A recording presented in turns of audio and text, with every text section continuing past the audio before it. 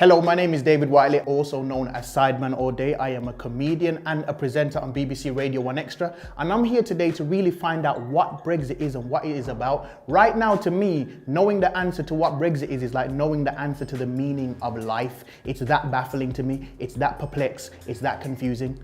I need answers.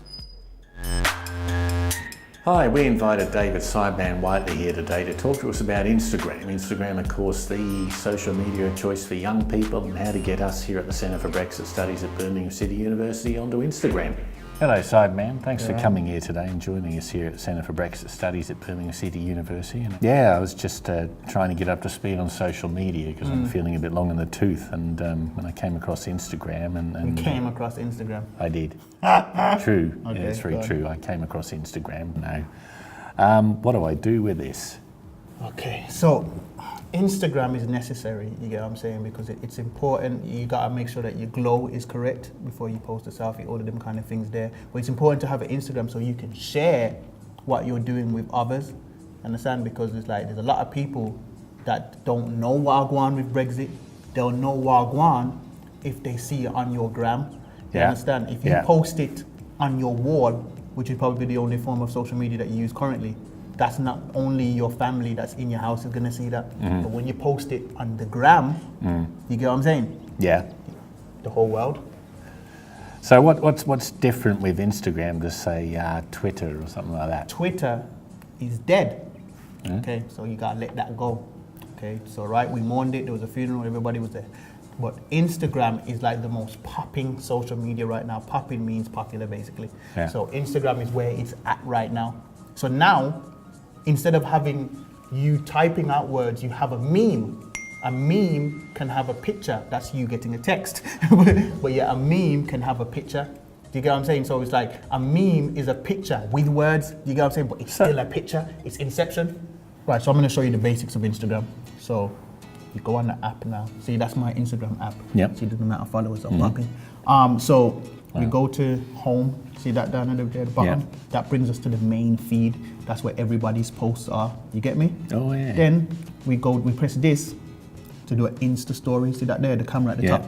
An Insta story, you can do a picture or you can do a video. You get me?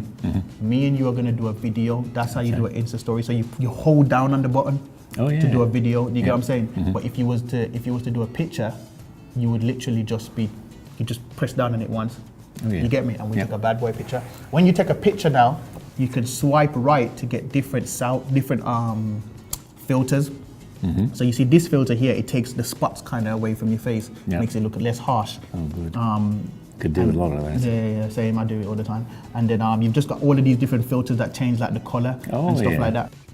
Right, so this is how you post a main picture to your page. You press that plus there because you're adding something to your main wall. And then you can straight take a picture right there and there. You get me? Or you can go to your library, see what pictures are in your library. So we could see whatever pictures are in the library, like that's a picture of me. Yeah. And then I could just post that, you get what I'm saying? And even then, still, you can find filters. You can still find filters. Oh yeah. See, you can make it black and white, you can get that noir look. I know words, you get what I'm saying? So, and then you do all of that stuff. We could take a picture in our library, in your natural phone library. We could take that. You know what I'm saying? You're posing, you pose. Yeah, because I've got a lazy eye, so if I go sideways, it wanders. Okay. So you see, that's there ready for us to just post. You know what I'm saying? So you press next. But then when you're posting, you gotta make sure you have a fire caption.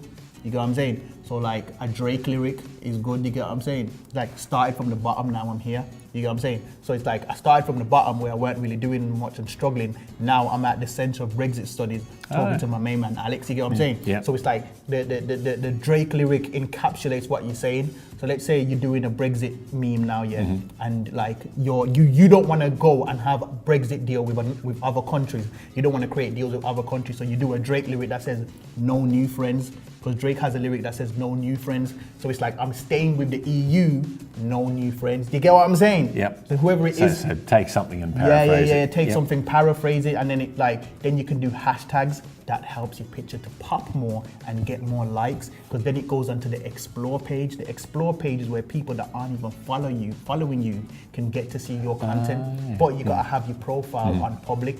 You can't have it on private. You get what I'm saying? Right now, the UK is trying to put its profile on private so that the EU can't see it, but we got to have our profile public so everyone can see it. And how do you get Brexit on Instagram? You just put it on there, but it's not on there, innit? That's the problem. No. It's not a complicated thing. It just needs to be on there. How you get popping on the gram is you get somebody with more followers than you to repost what you posted. Basically, them sharing what you've said and co-signing it. You get what I'm saying? But let me ask you a question, right, about Brexit now. Yeah. How does Brexit and how will Brexit affect my bank balance? Because that's what I really want to know. Well, most academics, most boffins think that Brexit will affect your bank balance because we import a lot of food into the UK, and when Brexit happened, on the day that the referendum result happened, the pound sterling went down in value. You know, if you were buying a BLT sandwich, you know, the lettuce comes from Spain, there will have been an effect there where because of that price of that lettuce went up. Okay, I didn't know that when the BLT pound fell in sandwich value. came from Spain. Parts of it, yeah. Shout out to Spain. Yeah. I know But that we they do for the community. get a lot of our food from Spain, but that way it hits you in the hip pocket. You know? Okay. And you know, we import a lot of raw materials and our energy. Yeah. So the cost of energy will go up for us, you know, if you think oil and that kind of thing. So it hits you in the hip pocket with, you know, driving a car. Yeah. So why is there any benefit to leaving then? That's a very good question. If there is any? That's a very good question. And when people talk about leaving the EU, they always talk about taking back control. You know, Of what? taking back control of our borders, taking back control of our immigration policy. So we don't have control of the immigration? But we do. So what's the control that they want? Well, the control that they want in leaving the EU is to say that if we're not part of the EU anymore, then other EU citizens won't have the unrestricted right to coming out of the UK. Okay. And that was a big element of the vote, is that, you know... But we go on holiday over there as well. Yeah, we do, yeah. So wouldn't them man be like, yo, if you don't want to let us in, we won't let you in? Yeah, if we leave the EU, then you're right. Then we, you know, so I'm not British, but you know, if you're a British passport holder, you lose the unrestricted right to come in out of the EU as well. Oh, really? Yeah. So I don't know So the ins and outs of the health system, but why you get are the we same trying benefit. to build division? Why aren't we trying to come together and pool and share resources? What's the ideology? Why are we trying to unfollow Europe on Instagram? Europe's think of Europe like a tennis club. I mean, what has happened with Brexit is that, you know, the British vote in the eyes of Europe are that you want to leave the club. You don't want to pay your membership dues, but you still want to have all the benefits of membership. Oh, so is that what Europe feel like we're trying to do? Yeah. So was Theresa's Brexit deal basically that, trying to have all the benefits without having any of the pressure? That was her starting point, but they said no. Okay, so she keeps trying to like rehash it to get them to say yes. Yeah, but they're not going to say yes. This is actually interesting, and it's like, I didn't know any of this. This is why you have to get popping on the gram. So what do you think is a good Brexit meme to start off with? I don't know. It's like what I said in it is like, why do we keep trying to unfollow Brexit? Why do we keep trying to unfollow Europe on Insta? You get what I'm saying? It's like that. Having it explained like that is simple. It's like it's breaking it down. When you block somebody's page on Insta, you can't see their page and they can't see your page. Yeah. That's fair. Yeah. What we're trying to do with Europe is like be able to see their page while they can't see our page. Yep. Do you get what I'm saying? Having it broken down in like the Instagram statements would make things a bit more simpler. And I just think that's what needs to happen in it. Like man need to just like stop using them big words and be simple. Yeah. Is it possible for us to have a revote on Brexit? Yes, it's certainly possible to have a revote. Why on though? Brexit. Because I thought we already made a decision on that. Well, that's the interesting thing, isn't it? I mean, you know, Brexiteers argue that the public had a vote and therefore that vote should be respected forever, basically. But my basic question is that people are entitled to change their minds. And Well, have people changed their minds though, do you think? Do you think if we had a second vote, you think the result would be different? yeah, I think so. I think, you know, to the extent that you can trust the polls that we've seen, like YouGov and these sorts of things, they suggest now that if another vote were to be held, then it would be a marginal, a small sort of Remain win. So do you actually think that immigration and border control is actually like a big reason of why people wanted to leave? What other benefits could there possibly be? I think if you like Brexit and you know you listen to people like Boris Johnson or Nigel Farage, basically you don't like the rules that the EU set down. So you say, we don't want to be part of that club because we don't like the rules they play by. We want to be part of Mr. Trump's club because we like his rules better. Okay. You know what it is, yeah? It's like, sometimes, yeah, when you break off with your girl, yeah, then it's like she blocks all of your friends as well. And she doesn't just block you because she knows that with your friends, they'll try look on the page. So it's like the EU is, as a collective, is saying, yo, you can't see any of our pages, we'll all block you. Yeah. You get what I'm saying? So then we would have to go chill with other countries. So what other countries could we possibly have a deal with then? If it ain't Europe, who could we rock with? Well, for Brexiteers, I mean, the big one to rock with is the US. Okay. If we want to rock with the US, we have to play by their rules because the US is the big boy in the playground. I don't really rate who's running them man right now, though. You know what I mean? I don't know what the rules are, but I feel like he's breaking bare with them, so I don't know. The problem with the US is that they're only interested in themselves. Yeah, they're not looking for a new relationship. She'd only be in it for the money.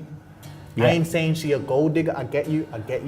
They would just be looking for us to say yeah to them. Yeah. And then just like whatever. So really, the control that we claim to want, we'd have less of it with the US probably. Yes. Okay. Another big problem, I think, is that, you know, when we had referendum day back in 2016, it was like, you know, yeah, we got all these followers in the world who want to join us. Yeah. They haven't. Okay. Not India, not Australia, not Canada, not New Zealand. We've sent them a friend request, but they haven't accepted. Yeah, not in the same way. They said, hey, hang on, I'm still checking you out. That's mad. Yeah. That's mad. Yeah, Theresa May even used the phrase, you know, we can revisit old friends. So she's trying to follow her ex back on the gram, pop up like hi big head. Oh. Yeah.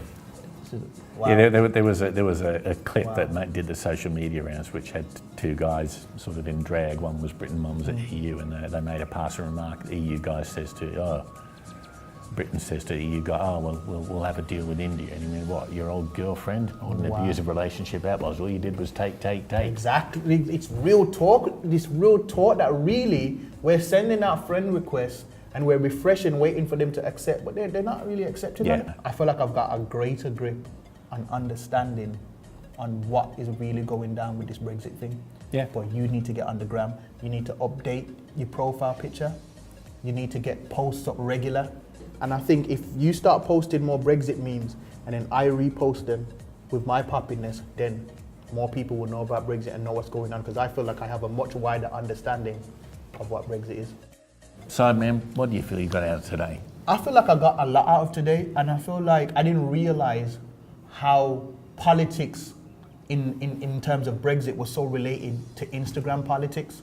You know what I mean? And just I feel like I've learned a lot about the reasons why people want to stay, the reason why people want to leave, just the ideologies of politicians or Brexiters or people that are in support of Brexit and people that aren't. I know now that if I play around and leave the EU, that might affect the price of my BLT sandwich. That's a problem. I like the price where it is now. I'm not really trying to raise that, I'm trying to keep that down. So can I ask you a question? Would that make you vote in the European Parliament elections that the government has now confirmed we're going to take part in? Yeah, I would definitely want to do that, because now I know I've always had a vested interest in my wallet, you get what I'm saying? So now that I know that it affects my wallet, I'm now more interested to get involved, definitely.